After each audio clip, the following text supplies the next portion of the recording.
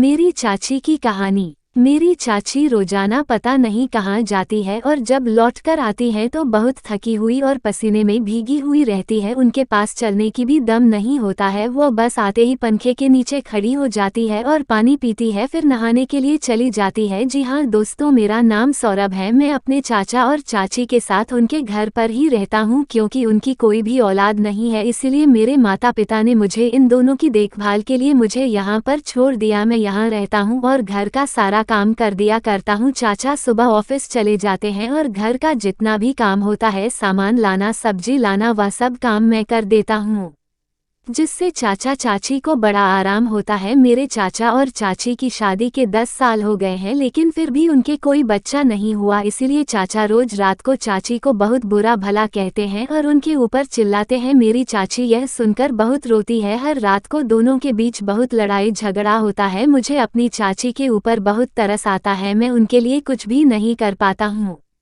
एक दिन मैंने देखा, चाचा जैसे ही ऑफिस चले गए, चाची तैयार होकर कहीं जाने लगी और मुझसे कहा कि सौरभ दरवाजा बंद कर लो, मुझे आने में थोड़ी देर होगी। और जब बहुत देर बाद चाची आई तो वह बहुत थकी हुई थी और पसीने से लथपथ थी और ठीक से चल भी नहीं पा रही थी। मैंने उनसे बहुत पूछा कि क्या हुआ चाची, लेकिन उन्होंने मुझे बताने से इनकार कर दिया। वह अपने कमरे में चली गई। एक दिन होता तो ठीक था, लेकिन ये कहानी तो हर दिन की हो गई थी। चाचा के जाते ही चाची चली जाती थी। मैंने उनका पीछा करने की कोशिश की तो मैंने देखा कि वो एक बड़ी सी हवेली में जाती थी। फिर मेरी हिम्मत नहीं हुई अंदर जाने की। मैं बाहर से ही देखकर वापस घर की तरफ भाग गया। ऐसा कई दिनों तक चलता रहा। मुझे बहुत गुस्सा आ रहा था और दिल में एक वो भी था कि आखिर वह उस बंगले में जाकर क्या करती हैं जो इतना थक जाती है।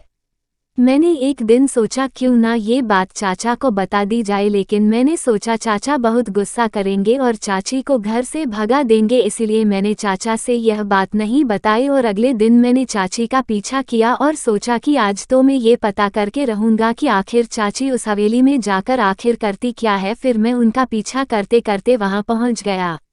वो अंदर गई और अंदर से दरवाजा बंद कर लिया। फिर मैं उस हवेली के पीछे गया और वहां पर खिड़की से अंदर देखा तो मेरे होश उड़ गए। अंदर तो एक तांत्रिक बैठा था, उसके सामने चाची बैठी थी और वह चाची को कोड़ा से मार रहा था और कह रहा था कि इससे मार खाने से ही तुम जल्दी से माँ बन जाओगी और जितने भी पैसे लाई हो सब मुझे दान करो। उनकी यह सब बातें सुनकर मैं तुरंत ही अपने माता पिता के घर गया और उनको ये सब बातें बताए। मेरी मम्मी ने चाची को समझाया, या सब ढूंढ मत करो, तुमको हम लोग एक अच्छे से डॉक्टर को दिखाएंगे। फिर मेरी मम्मी ने मेरे चाचा और चाची को ले जाकर एक बढ़िया डॉक्टर को दिखाया। डॉक्टर ने कहा ज्यादा घबराने की जरूरत नहीं है, या छोटी सी दिक्कत है, आप 1 महीने तक मेडिसिन खाएंगे, देख लेना आपको बहुत जल्दी फायदा हो जाएगा। और जो डॉक्टर ने कहा था वही हुआ, उनको जल्द ही एक बच्चा हो गया। चाचा और चाची बहुत खुश थे। उनको देखकर आज सौरभ भी बहुत खुश था। आज सौरभ की सूझबूझ के कारण ही उन दोनों को एक नई जिंदगी मिल गई थी।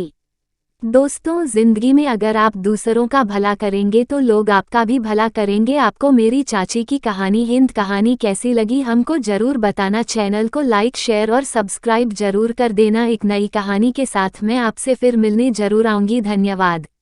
योजक चिन्ह।